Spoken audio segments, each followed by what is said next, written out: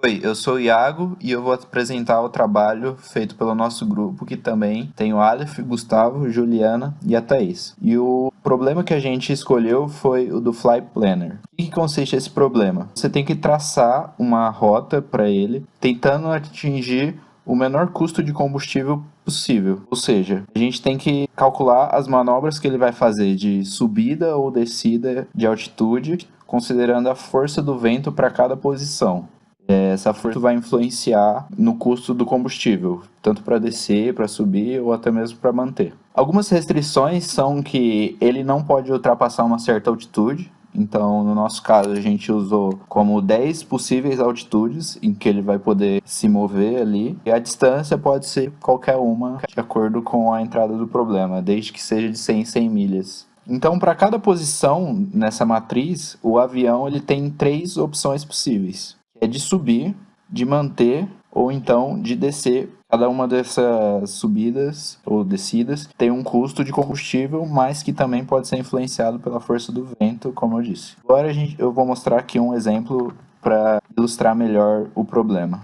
Nesse nosso exemplo ilustrado aqui, a gente tem ali o avião na posição inicial, onde ele vai lá. Tem ali para cada posição a força do vento montado ali na matriz. O vento, o combustível gasto para a manobra vai ser... Inicialmente, ele tem a opção de ou subir ou manter. Para esse primeiro exemplo ali, a gente tem uma solução em que ele mantém nas 3 vezes. Então, nessa primeira, ele escolhe manter, tendo um gasto de combustível de 40. A próxima também, ele também poderia subir ou manter, ele escolhe manter.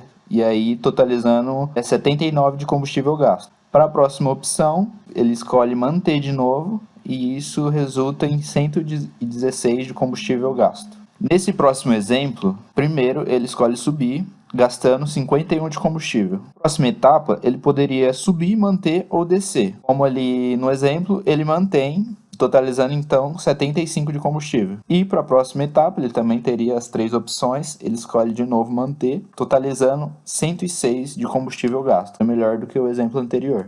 Nesse terceiro exemplo, a gente vai ver um resultado melhor do que os outros dois, que seria o quê? Ele subir, indo para 51 de combustível gasto, depois ele manter, indo para 75, e aí descer, utilizando 102 de combustível gasto, que foi melhor do que o anterior, que era de 106. Os algoritmos de busca escolhidos para resolver esse problema foram o Hill Climbing e o algoritmo genético. O Hill Climbing ele é um algoritmo de busca guloso, ou seja, ele tenta pegar a melhor solução ali, a melhor opção que ele tem à vista o mais rápido possível. Ele não necessariamente avalia o percurso todo, mas apenas aquelas próximas opções ali. No nosso caso, as 3 opções de escolha ali de altitude, apenas para o próximo passo. Então ele pega o melhor desses 3, tanto é que daí vem o nome, né? Hill Climb, como se você estivesse escalando ali, você só vê as suas proximidades ali. Agora nós temos aqui também os casos de teste, foram os mesmos para os 2 algoritmos. Nós temos 9 casos de teste, cada teste possui a distância que o avião percorrerá, então aqui no caso são 400 milhas. São 9 altitudes possíveis, seriam as linhas dessa matriz, e cada coluna a força do vento, e cada coluna é a força do vento que influenciará no voo do avião. 400 milhas significa o avião terá que fazer 4 decisões de subir, descer ou manter a altitude a cada 100 milhas. Aqui nós temos também exemplos, casos de teste com 1.000 milhas, 500, 10 mil e o nono caso de teste com 10 mil milhas de distância. Isso dá 900 mil forças de vento diferentes aqui para influenciar no caminho. Agora nós faremos a execução do algoritmo.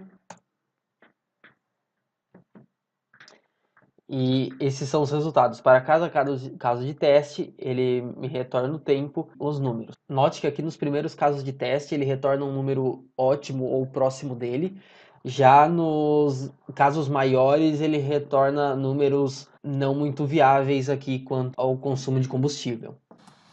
Já o algoritmo genético, ele é um algoritmo que é baseado um pouco na aleatoriedade, Só que a partir disso, ele começa a selecionar os melhores de cada iteração e a cruzar isso com o resto da população. No nosso caso, a gente tem 10 populações que a gente gera aleatoriamente no começo. E aí, a partir de cada iteração, a gente pega o melhor desses 10 e cruza com os outros 9, dando origem a uma nova geração dessa população. Ao longo de 10 gerações, que é esse número definido, a gente poderia escolher, a gente escolheu como 10 gerações, e ao fim dessas 10 gerações ele está dando o melhor caso encontrado. Bom, então vamos agora para a explicação do algoritmo genético. Ele é um pouco mais complexo, mas pode ser dividido em algumas partes. Então aqui ele tem a criação da primeira geração. A partir dessa geração, ele avalia o fitness, que se trata nesse caso, do quanto de combustível cada um desses caminhos gerados aleatoriamente vão gastar.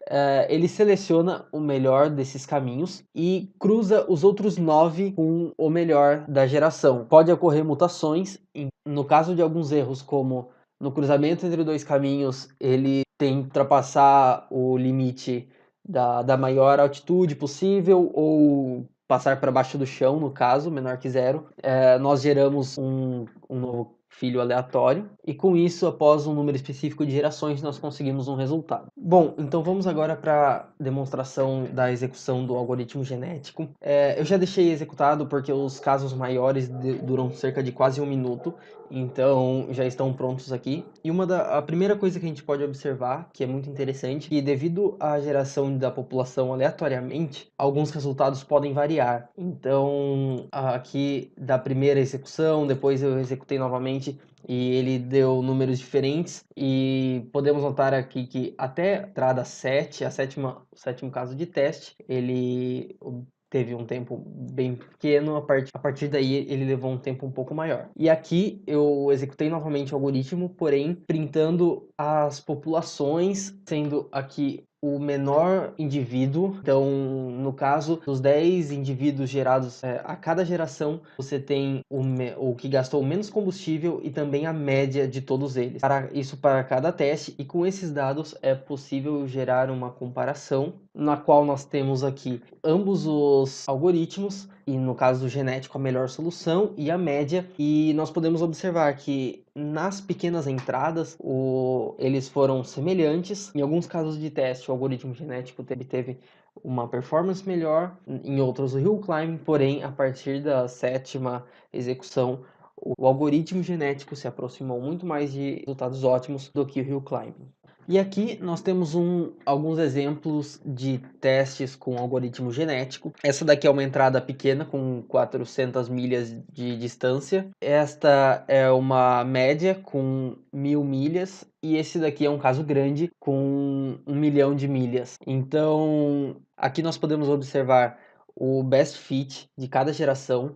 Então, um indivíduo que tem o menor gasto de combustível, e esse daqui é a média de todos os indivíduos a cada geração. Aqui, se aproximando da 7ª geração, da 8ª, a gente pode ver que o fit já atingiu o seu ponto ótimo e que a média vai caindo até que toda a população se iguale ao best fit. E aqui nós podemos observar o mesmo comportamento com as outras entradas. Aqui o gasto começa em 170, o ótimo é próximo a 120, aqui começa em 440, esse daqui começa acima de 360 mil e tem o ótimo aqui bem abaixo, com tanto o best fit e a média caindo.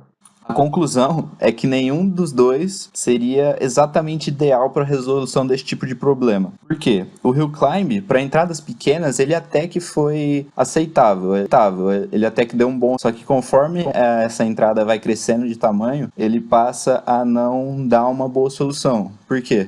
Ele fica preso naqueles mínimos locais, ou seja, ele chega em um ponto em que ele não consegue ver nenhuma melhor solução, mas pelo fato da entrada ser muito grande, ainda existiria a possibilidade de ter um melhor caminho.